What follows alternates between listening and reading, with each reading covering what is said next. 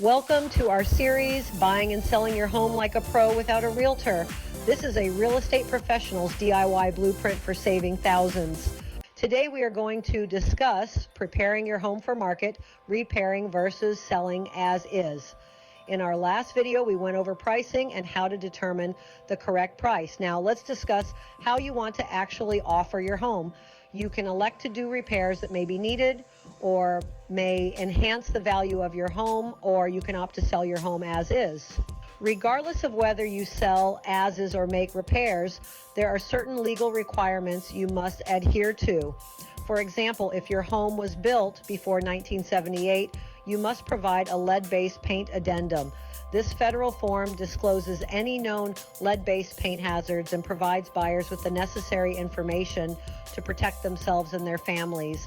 Remember in this scenario too that you need to check about mandatory inspections that may be required by the city you live in. Cost versus value. Consider the return on investment for each repair.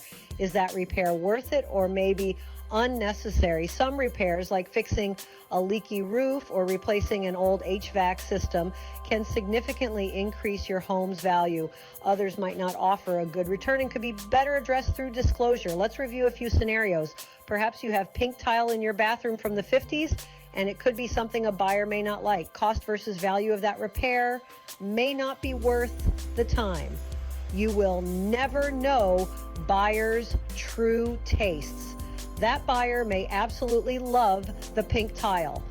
I think I would simply leave the tile there and let the new buyers make their own choices. You would most likely benefit more if you focused on safety issues or repairs and fixes that could really enhance the value. If you have a furnace that is not working and you can afford to take care of it, I would definitely do that. Another example may be carpeting.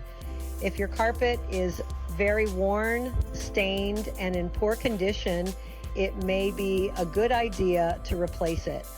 A buyer may walk in and be turned off by the look of the living area, and it may be simply due to the carpeting. If you do have a realtor come in to do a market while they are walking around the house, ask them to be totally honest with you and ask them what should absolutely be done and what could be done to enhance the value. Thanks for tuning in. Stay tuned for our next video, which will be what I call the Bible of your real estate transaction, the property condition report. If you could like, share, and subscribe, we would more than appreciate it. As a newer channel, it helps us immensely.